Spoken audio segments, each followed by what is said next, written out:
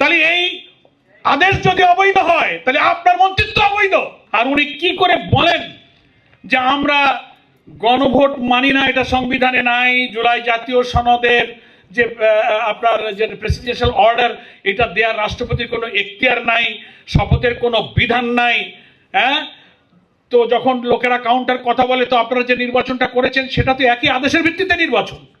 আমাদের বিরোধী দলীয় নেতা ডক্টর শফিকুর রহমান উদাহরণ দিয়ে বলেন যে একই তরকারি খাবেন, ঝোলটা খাবেন না গোস্তটা খাবেন। 13ই নভেম্বরের প্রেসিডেন্সিয়াল অর্ডারে আমি গেজেটের 2টা সেন্টেন্স পড়ে শোনাই।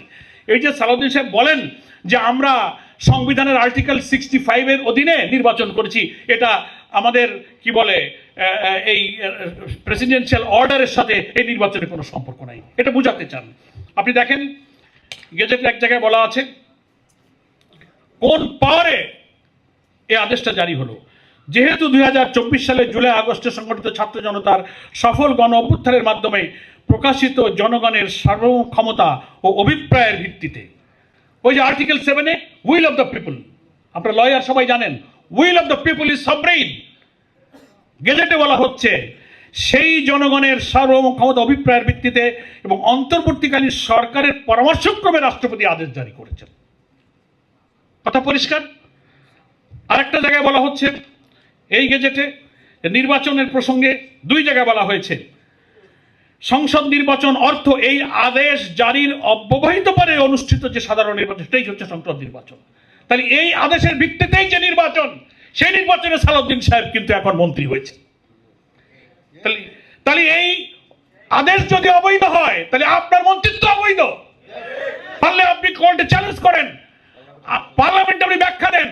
আর তা না হলে আপনাকে দাঁড়িয়ে বলতে হবে যে না, 12ই ফেব্রুয়ারি রেফারেন্ডামে আমরা নাতে ভোট দিয়েছি, হাতে ভোট দিইনি। তাও তো বলেন না, স্বচ্ছ থাকলে বলেন। অথচ আপনারা বিফোর ইলেকশন ক্যাম্পেইন করেছেন যে হাতে ভোট দেন। প্রথমে বলতে চান, শেষের দিকে নিরুপায় হয়ে বলেছে। উত্তরবঙ্গে গেল সাইদের কবর জিয়ারত করতে, লোকেরা সমালোচনা কি সবাই তো হার বলে, বিএনপি তো হার পক্ষে বলে না। একবার গিয়ে প্রধানমন্ত্রী বলেন যে হ্যাঁ আপনারা, তখন প্রধানমন্ত্রী না বিএনপির চেয়ারম্যান, বলে হাতে ভোট দেন। হাতে ভোট দিলে তো উইদাউট নোট অফ ডিসেন্ট ওই ব্যালটে 84টি সংস্কার আপনি মেনে নিয়েছেন। এখন বলে এটা মানি না, এইটা না মানলে প্রধানমন্ত্রী নাই, এই অর্ডার 13ই নভেম্বরের অর্ডার না মানলে আপনি স্বরাষ্ট্রমন্ত্রী নাই, আইনমন্ত্রী নাই, পার্লামেন্ট নাই, কিচ্ছু নাই।